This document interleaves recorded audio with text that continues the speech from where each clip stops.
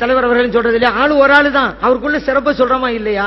ஒரு சராசரி சாமானிய மனிதருடைய சிறப்பை மேடையில் சொல்லும் போது காது கொண்டு கேட்டுக்கிட்டு இருக்கீங்க. நபிகள் நாயகம் ஸல்லல்லாஹு அலைஹி வஸல்லம் அவர்களுடைய புகழ் நாம சொன்னதல்ல, குர்ஆனில் வந்தது, ஹதீஸில் வந்தது. அதை சொல்லி அந்த ஸல்லல்லாஹு அலைஹி வஸல்லம் சலா சொன்னா அது மட்டும் உங்களுக்கு பிடிக்க மாட்டேங்குது. இந்த இயக்கத்தின் அமைப்பாளர் அவர்களே கேட்டுக்கிட்டு இருக்கிறீங்க. அப்ப உடனே இதுக்கு நீங்க எதிர்ப்பு தெரிவிச்சீங்களா? ஏன் இப்படி போடுறீங்க? இவனு கேட்டுக்கிட்டு இருக்கிறீங்க.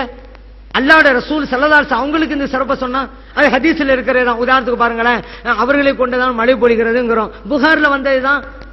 மழை இல்லாம சஹாபாக்கள் வந்து சொல்றாங்க, ஸல்லல்லாஹு அலைஹி வஸல்லம் கை நீட்டுறாங்க, மழை பொழிகிறது ஒரு வார காலம். புகாரில் பதிவு செய்யப்பட்ட ஹதீஸ். அந்த ஹதீஸ் தான் சொல்றோம், யார் மூலமா மழை பொழிஞ்சிச்சோ அந்த ஸல்லல்லாஹு அலைஹி வஸல்லம் அவங்களுக்குங்கிறோம். இதுல என்ன தப்பு இருக்கு? கஷ்டம் நீங்கியது யாரு மூலமா அவங்கிறோம். ஸல்லல்லாஹு அலைஹி வஸல்லம் அவங்க கிட்ட வந்து முறையிட்டு எத்தனை கஷ்டங்கிற ஒன்னா இரண்டா? புகாரியிலே கால் எறும்பு முடிஞ்சு போச்சு. அப்துல்லா இப்னு அத்தீக் ரலியல்லாஹு வர்றாங்க, யாரும் சொல்லல கால் முடிஞ்சு போச்சுங்கிறாங்க. உபுசத் ரிஜ்ல காலை நீட்டுங்கன்னாங்க ஸல்லல்லாஹு அலைஹி வஸல்லம் அவர்கள். மஸாப் எதிஹி தம் புனித கையால் தடவி கொடுக்கறாங்க, எலும்பு முறிவு அடுத்த கணம் அகன்று விட்டது. புகாரில் பதிவு செய்யப்பட்ட ஹதீஸ். அப்ப அவங்களுடைய கஷ்டம் நீங்க நினைச்சா இல்லையா? இது ஒண்ணுதான் உதாரணம் சொல்லி இருக்கிறேன். அதே புகாரிலே திருமிதியிலே எண்ணற்ற ஹதீஸ் ஸல்லல்லாஹு அலைஹி வஸல்லம் முறையிட்டு கஷ்டங்கள் நீங்கியது. ஹதீஸ்ல வந்ததை தான் யாரு மூலம் கஷ்டம் நீங்கிச்சோ அவங்களுக்குங்கிறோம். சரி, மறுமையில வச்சுக்கிறீங்களேன், யாருடைய ஷஃபாத்தின் மூலம் நம்ம வெற்றி அடைய போறோம், நம்ம சொர்க்கத்துக்கு போக போறோம். ஸல்லல்லாஹு அலைஹி வஸல்லம் தானே அந்த மறுமையில எவ்வளவு பெரிய கஷ்டத்தை அனுபவிக்க போறோம். அந்த கஷ்டமெல்லாம் நீங்கிறது ஸல்லல்லாஹு அலைஹி வஸல்லம் மூலமா தானே. அதைத்தான் சொல்றோம், யார் மூலம் கஷ்டம் நீங்க போகுதோ அவங்கிறோம். இது ஹதீஸ்ல இருக்கிறது தானங்க. ஸல்லல்லாஹு அலைஹி வஸல்லம் ஷஃபாத் மூலமா தான் நம்ம சொர்க்கம் போக போறோங்கிறது புகாரிலே பதிவு செய்யப்பட்டிருக்கிறதா இல்லையா?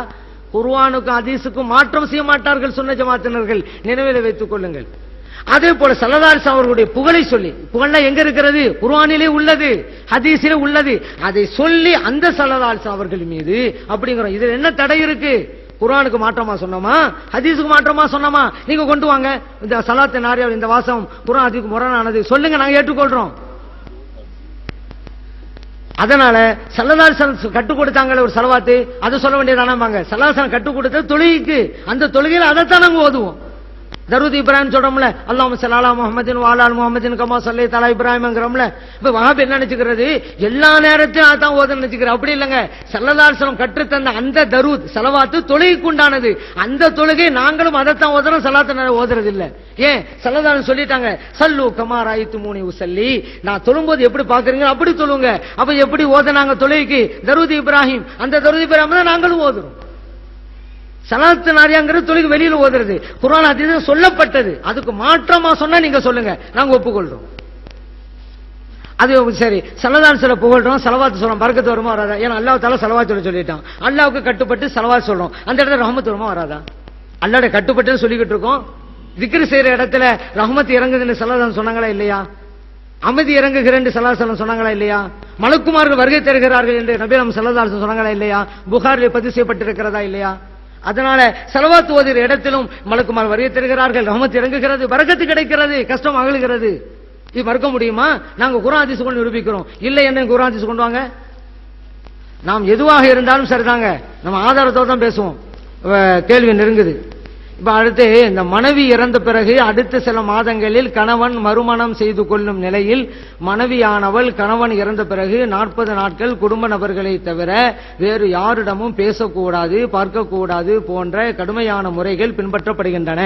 மேலும் பெண்ணின் வாழ்க்கை சூனியமாக தோற்றம் போல் ஆகிவிடுகிறது. உதாரணமாக, தங்களுடைய குடும்பங்களிலேயே அல்லது சொந்த பந்தங்களில் நடக்கும் திருமணம் போன்ற மகிழ்ச்சியான வைபவங்களில் கைம்பெண் கலந்து கொள்ளுதல் தவிர்க்கப்படுகிறது. இதற்கு இஸ்லாம் மார்க்கத்தில் சரியான விளக்கம், எல்லோருக்கும் புரியும்படி விளக்கம் அப்படி கேட்டுக்கிறாங்க. 40 நாட்கள் அப்படிங்கறதே தவறு. இந்த 40 நாட்கள் குறிப்பிட்டிருக்காங்களே அதுவே தவறுங்க. 4 மாதம் 10 நாட்கள்.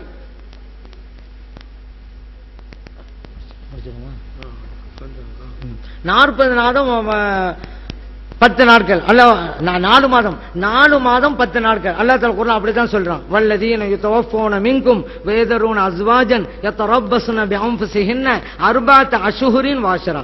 கணவன் இழந்த பெண்ணு 4 மாதங்கள் 10 நாட்கள் இதா இருக்க வேண்டும். சில ஊர்கள்ல 40 நாள் அப்படிங்கிற தவறான கலாச்சாரத்தை உண்டு பண்ணி கொண்டிருக்கிறார்கள். அது அகற்றி தீர வேண்டும். அது இறைவனுடைய சட்டத்தோடு போரிடுவது, இறைவனோடு அது போரிடுவதுதான். அது அல்லாஹ் 4 மாதம் 10 நாள் நீங்க 40 நாள் மிகல.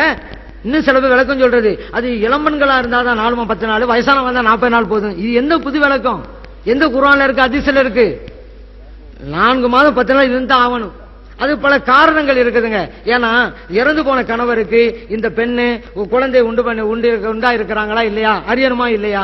இவங்க மத்தவங்க மாதிரி வெளியே தெருவு போய்கிட்டு வந்துகிட்டு 4 பேர் பழகிட்டு இருக்கான்னு வச்சுக்கிறேங்க. கற்பம் வயசு பெரிதாகனு வச்சுக்கிறேங்க. இப்ப ஊர் மக்கள் என்ன பேசுவாங்க? இது இறந்து போன கணவருக்கு உண்டான குழந்தையா?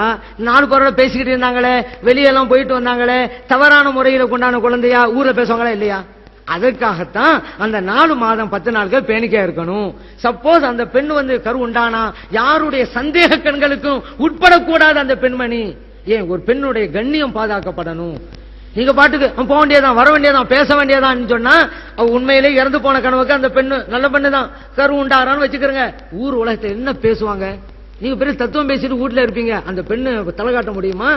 அதனாலதான் மார்க்கம் சில சட்டங்கள். இன்னும் சொல்ல போனா பெண்களை ஆண்களை பார்க்க கூடாது, பேசக்கூடாதுங்கிறது எல்லா காலத்திலும் உள்ளதாங்க.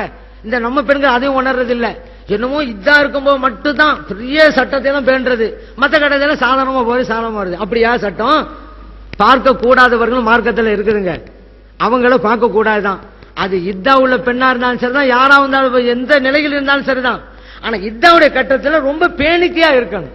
ஏன்னா ஒரு கணவர் இறந்திருக்கிறாரு, இந்த பெண்மணி குழந்தை உண்டாகலாம். ஏன் குழந்தை சாதாரண பிரச்சனை இல்ல, அந்த பெண்மணி குழந்தை உண்டானா இறந்து போனார் இல்லங்க, அவருடைய சொத்திலே பங்கு உண்டு இந்த குழந்தைக்கு. இந்த விஷயத்தை 4 பேர் குழப்பிடக்கூடாது, கலங்கத்தை உண்டு பண்ணிடக்கூடாது. கணவனை சார்ந்த குடும்பத்தை சார்ந்தவங்க கூட கலங்கத்தை உண்டு பண்ணிடுவாங்க. அந்த குழந்தைக்கு ஏன் இவருடைய சொத்துல கொடுக்கணும்? அந்த கணவனை சார்ந்த குடும்பத்தை சொல்லுவாங்க, அந்த பெண்ணு அங்க போனிச்சு இங்க போனிச்சுருவாங்க.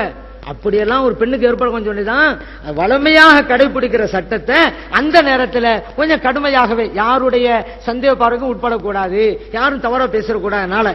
அத்தியாவசிய தேவை இருந்தா போகலாம் தான் மார்க்கம் சொல்லுது. இப்ப அத்தியாவசியம் இருக்கு, வெளியே போனாதான் சம்பாதிக்க முடியும், அப்பதான் சோறு திங்க முடிஞ்சோன்னா போகட்டும் தான் மார்க்கம் சொல்லுது. இல்ல அந்த மாதிரி கட்டம் இல்லைன்னா பேணிக்கா தான் இருக்கணும். அதனால 4 மாதம் 10 நாட்கள் இருக்கணும். அதே போல இந்த நல்ல காரியங்கள்லாம் தடை செய்யறத ஒரு மாதிரியா பாக்குறாங்க அப்படிங்கிறது இஸ்லாத்துடைய குறைபாடு அல்ல, மக்களுடைய குறைபாடு. இன்னும் மக்கள் அறியாமையில் இருக்கிறாங்க. மாற்று மத கலாச்சாரம், மாற்று சமயங்கள்ல உள்ள கலாச்சாரம் அது. நம்ம மார்க்கம் அப்படிலாம் கிடையாது, எல்லாரும் ஒரே சட்டம் தான். அது கணவன் உள்ள பெண்ணா இருந்தாலும் சரிதான், கணவனை இழந்த பெண்ணா இருந்தாலும் ஒரே சட்டம் தான். அப்படி யாரா நினைச்சா அது அறியாமை, மூட பழக்க வழக்கம், அதை எதிர்கொள்ள வேண்டியது, அகற்ற வேண்டிய நம்முடைய கடமை. அது இஸ்லாத்தின் குறைபாடு அல்ல, மக்களுடைய குறைபாடு. சரி, கடைசியாக ஒரே ஒரு கேள்விதான். டைம் இல்லாதனாலதான் எல்லாரும் முடிஞ்சு அல்லாத வேலை எல்லாத்தையும் சொல்லியாச்சு. இப்ப கடைசியா ஒரு கேள்வி வந்துச்சு, அது மட்டும்தான். அதை சொல்லாம போன வச்சுக்கிறோங்க. எல்லாவற்றுக்கும் பதில் சொன்னார், ஒடிக்கு மட்டும் பதில் சொல்லவில்லை அப்படின்னு ஒரு தவறான பிரச்சாரத்தை பண்ணுவாங்க. அதனால மட்டும்தான் அது மட்டும் சொல்றோம் நம்ம, நேரம் ஆனாலும் கூட.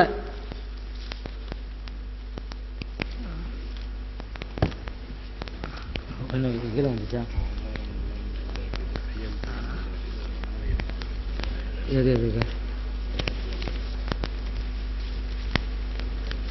இங்க ஒரு சட்டம் எதுவும் கீழே வந்துச்சா?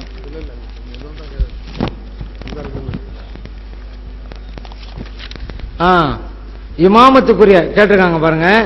இமாமத் செய்வதற்குரிய தகுதி, வேற கேள்வி விட்டு போனா பிரச்சனை இல்லை, இதை விட்டு போனாக்கா பிரச்சனை, என்னமோ பெருசா நினைப்பாங்க.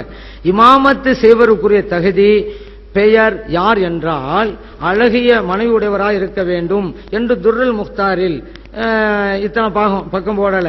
இப்பொழுது இந்த உலகத்தில் சில இமாம்களுக்கு நல்ல மனைவி